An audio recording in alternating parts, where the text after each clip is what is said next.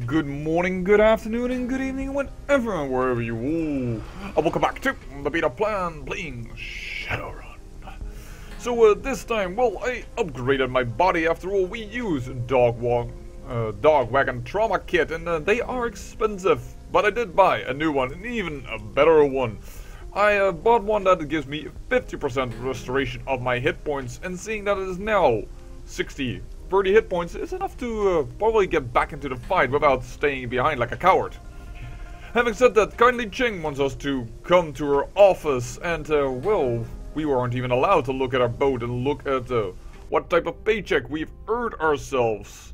I hope actually that, well, we have two quests in here, because we have both meet kindly Chang's friend, which I think is this man, and which assignment I'm going to accept, because we have this, what I assume to be a side quest, as well as two other side quests still on the computer that we want to take up before we will, well, continue on too far. After all, we need some experience in the world of Shadowrunning. But, well, the main storyline is certainly going to progress, that's why the team is gathered here, but for now, I'm just going to talk for this man for a moment.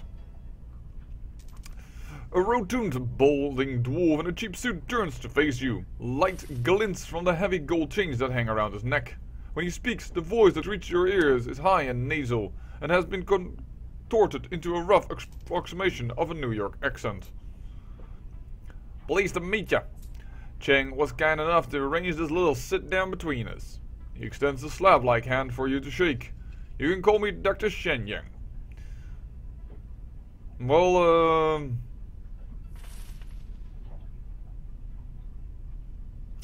yeah, let's not ask about his name, that's not very smart. That is a little bit too forward immediately. Let's just say, pleased to meet you. I'm Deathclaw. His grip is as soft as his palm is moist. Ew. It's like shaking with a boneless ham. You share a long, uncomfortable, flaccid handshake before he finally releases you. I am, looking for a little outside help and a problem that I've been having. Ordinarily, I'll handle it myself or have some of my friends see to it, but it's kinda delicate, you know?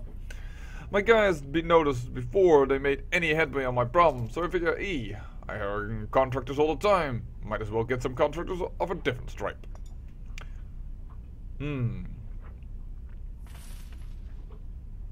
Lasting friendships are made through favors exchanged. I'm all ears.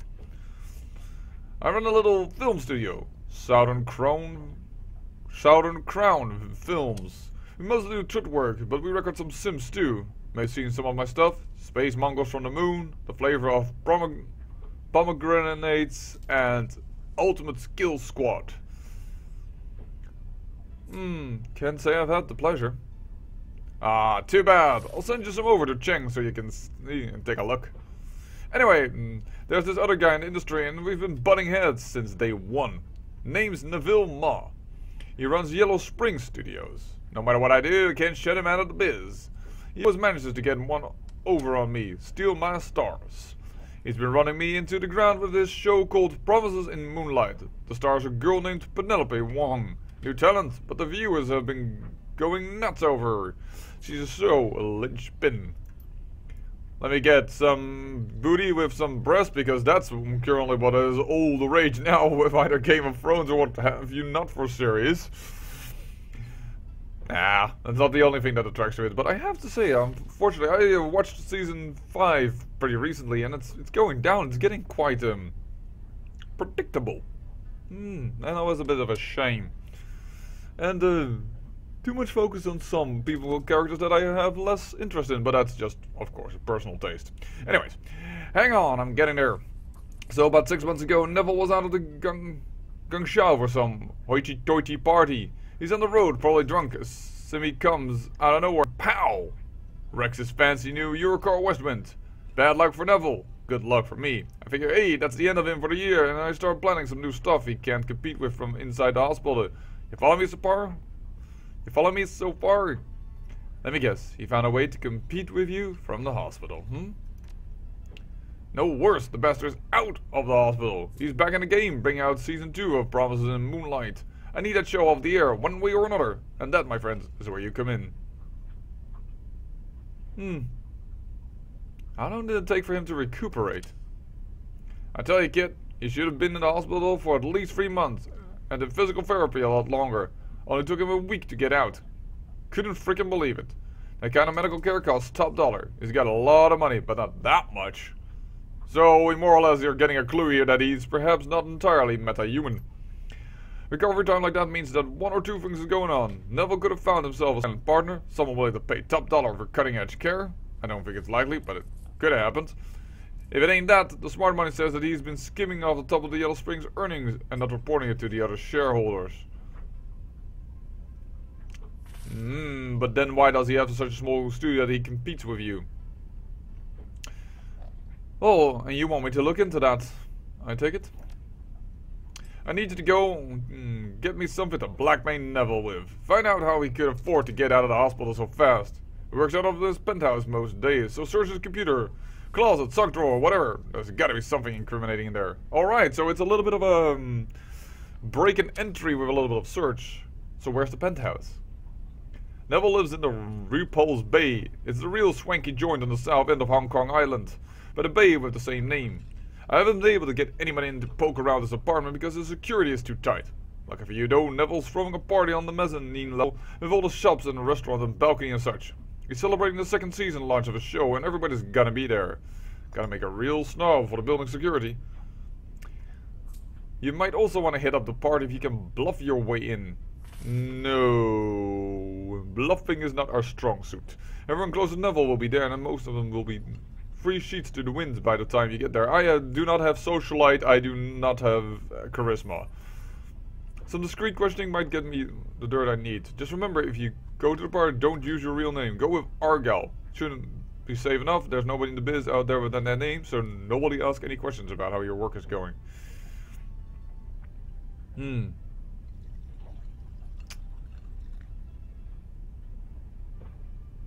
Hit the apartment, hit the party, dig up blackmail information on Neville. Ma. Sounds easy enough. He nods vigorously. Oh yeah, Chang talked you up when I approached her with the job. Given what she told me, this job should be a cake. Now, the blackmail material is what I need more than anything. But if you can get Penelope Wong out of her contract, I'll pay you extra. Got it? I want that star power on my side. This sounds like a job for a Shadowrunner that has charisma instead of me. I don't think we'll be able to get the extra money, but we will certainly try, of course. One last thing, I don't want you starting a scene while you're there. You interrupt this party, make a mess, or trash his apartment, and I'm not paying you. We're clear on that? Holy moly. That... I don't have charisma! Why the concern? If you're gonna hamstring me before I even go on a run, I wanna know why. Because it's Gorche. I can't have Ma knowing I'm after him. In my business, everybody's got dirty tricks, but if you make it public, you're using them? Dr. Chan draws a finger across his throat. That's it. My career is as dead as Penelope's, the People's Republic of China. Nobody... I thought it was going to say Penelope Wong, so that's why I misread it. Nobody will work for or with me ever again. So don't embarrass me, eh? Understood. I'll beat it. No, got it. Reputation is important. I'll make sure that yours remains intact. Glad to hear it. Listen, you did this for me. I'll make sure you not only get paid well, but I'll also tell all my friends that you come highly recommended. Sounds like we have a deal then. Good woman. That's what I like to hear. When you're done, drop Chang a line. I'll come meet you back here and I'll hand you over the money. Not too bad, but I have a feeling that we need to do that quest perhaps with more charisma people. I don't know how to start to convincing Penelope Wu to hand over her pretty good job as well as finding dirt without giving ourselves away. Oh well, let's see what Chang wants. Kindly Chang in this case. As you walk through the Mayong parlor, you see your crew waiting for you. Clearly uncomfortable to be so close to the Triad boss. Then you see why. Kellyn Chang's cheeks are flushed and glowing. She's already hit the bottle pretty hard. Oh, Deathclaw, you're here. Excellent. Yes, Deathclaw, it is good to see you. They both have expressions that say they'd rather be anywhere else.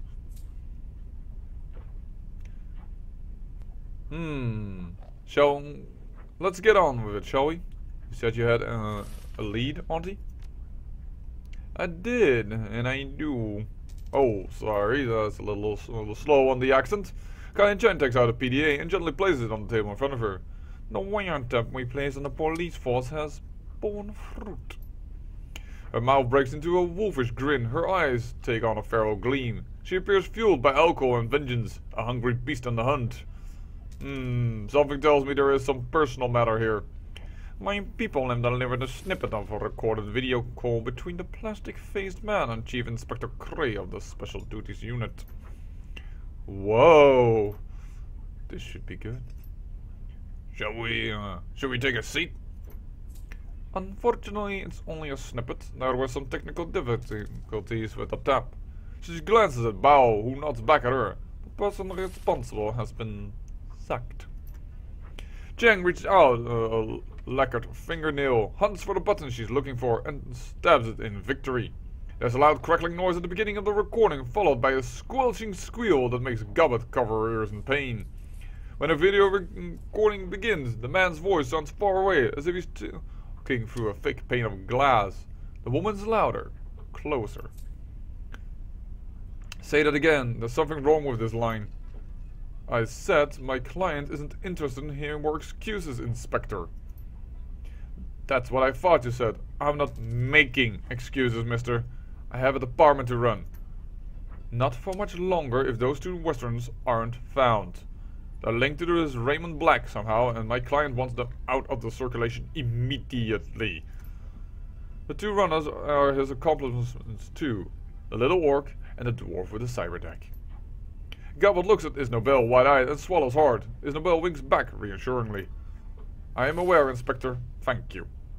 We don't know how much any of them know, and my client is adamant that the risk be mitigated immediately. I've already made this SDU highest priority.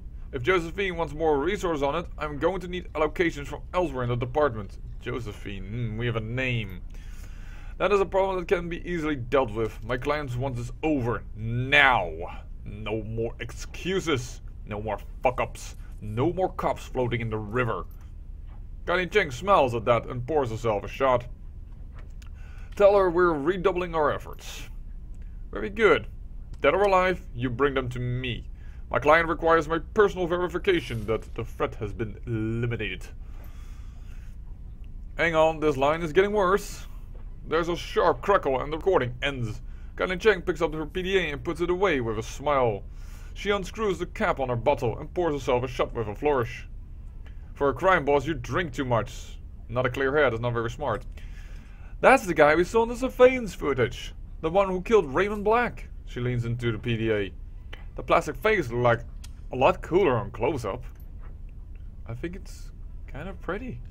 Deckers and your fetish for technology. That video doesn't tell us much. I mean, we already know that there's an APB on us. All we're sure of now is that the man with the plastic face is definitely working for someone else. This Josephine. Is that all we have, Auntie? A first name? It's not just a first name, Gabadir. It is the first name. Josephine Chang. She's the one pulling the strings. Kindly downs her shot and slams the glass upside down on her table. The disease-ridden dog fucker. I should have known it was her from the beginning. Told you it was personal. She drums her fingers on the table in front of her, and she has the nerve to calm down the heat on my runners. A Niger. Oh, that Scrabber's fossil is going to pay. So, friend of yours? Chang makes a wet hacking noise in the back of her throat and spits on the floor. She's the CEO of Chang Mechanical Services and a member of the Hong Kong Executive Council. Her face turns to the mask of disgust. Josephine Dog fucking Chang. Okay, Hong Kong Executive Council, we're getting in high. CEO, huh? What do you know about her? She was the Hong Kong Philanthropist of the Year in 2054 and 2055. Children's hospitals, homeless shelters, food distribution centers. Good causes. And the kind that get good PR because people are too lazy and myopic to look for the real people doing the hard work. The face-to-face with the poor work. Don't be so cynical, Isabel. Auntie Chang smiles at her sweetly. Coming face to face with the unsanitized for video poor is distasteful, dear. You know that. Her face gets stony. Beyond being a CEO and a philanthropist, I also know that Josephine Chan is a lying, conniving bitch. Philanthropist and a bitch. Those two things sound usually exclusive. She snorts derisively. Wake up, Deathclaw. Power is power. Whether you're providing children with free huts and a cot, or you're negotiating a treaty with a multinational, it's all the same. It doesn't sound like you like her very much. Whatever gave you that impression, my sweet? Her wolfish smile returns. No, my darling, I don't like Josephine Chan, and I'm going to fuck her up. I'm going to fuck her up bad. Oh, this sounds good. It will be delicious. And I may explain why someday, but not today. She picks up her bottle of well, its turpentine fumes drift your way. But when I finally get her, you'll be there, my darling. I'll make it a party. So what is Chang's mechanical services? Josephine's baby, and was a B-rated corporation before she married into the Chang family. But after she fought for and won the contract to rebuild Kowloon Walled City, their fortunes rose high. She rebuilt Kowloon City. I'm going to say there is probably something of a secret area. They began a rise to power that eventually ended on Josephine on the Executive Council. Wait, so there's a connection between Josephine Chang and the Walled City? Yes, the same place Raymond Black hired my runners to take him. I've already connected the dots. I don't know what it means, but it clearly means something. This is a stupid question. What do you think the connection is between Josephine Chan and this plastic-faced man? She hired him. There might be more, but... Let's cut to the chase. What's our next step? There's nothing we can do to touch Josephine Chan. As much as I hate to admit it, but the plastic-faced man is a different story. He's a third-party operative who's been careless, and he'll live to regret it. Her little black eyes turn stony. For a while. So, yeah. That question that we can ask is already being answered. If Chang thinks she can take out 2 of my runners and get away with it, I'm going to have her to explain things to her. She pulls out a thin black cigar and runs it beneath her nose. We're going to find this plastic-faced man and we're going to hurt him. We'll hurt him until we know everything he does, and then we will use that to strike back at Josephine Chan. She lights a cigar and takes a deep pull. You will have your vengeance, and I will have my own satisfaction. She turns away and picks up the bottle. Now get out. I have work to do. Alright, well, that was some very interesting exposition, I would say. And actually, just about at the right time. I'll say thank you for watching, and remember, great peril, use great beauty.